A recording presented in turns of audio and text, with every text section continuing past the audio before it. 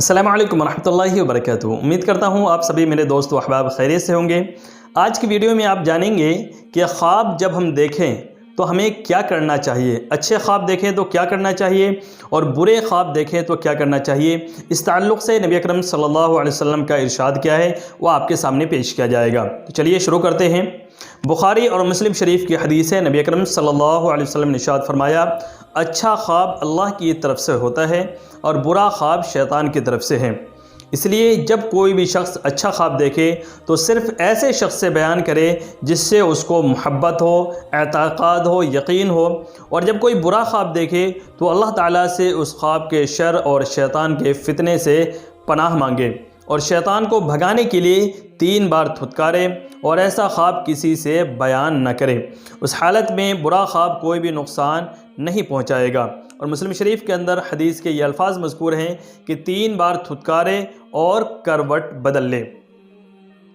एक और हदीस पाक के अंदर नबी अकरम सल्लल्लाहु अलैहि वसल्लम का इरशाद है, तिरमिज़ी शरीफ की हदीस है, फरमाया नबी अकरम सल्लल्लाहु अलैहि वसल्लम ने, ला तुहद्दिसु रुयाका इल्ला हबीबन औ लबीबा, कि अपना ख्वाब किसी दोस्त या अच्छे आलिम के सिवा किसी से बयान न करो। इन दोनों हदीस से ये बात वाज़ेह हो गई कि जब हम कोई अच्छा ख्वाब देखें तो हमें क्या करना चाहिए।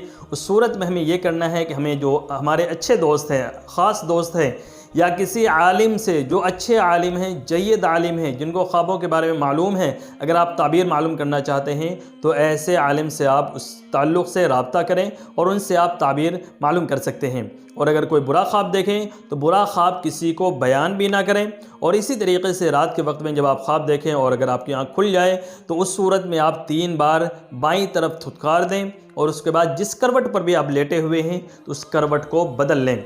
जब आप बुरे ख्वाब को छुपा देंगे, किसी को बयान नहीं करेंगे, तो उस सूरत में वो ख्वाब आपको नुकसान भी नहीं पहुंचाएगा।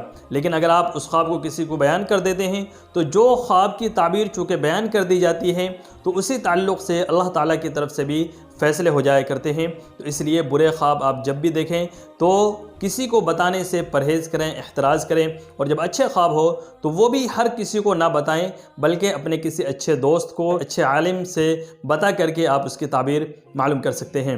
उम्मीद है आज की वीडियो से आप ज़रात को ख्वाब के ताल्लुक़ से जो बातें आपको बताई गई हैं कि ख्वाब देखें तो क्या करें, तो उस ताल्लुक़ से आप ज़रात के जो भी डाउट्स हैं वो क्लियर हो गए होंगे। अगर आप भी कोई ख्वाब देखते हैं और उसकी ताबीर मालूम करना चाहते हैं तो आप कमेंट बॉक्स के अंदर उस ख्वाब को लिख करके भेज दें। इसी तरीके से आप हमारी ईमेल पर या व्हाट्सएप पर भी भेज सकते हैं।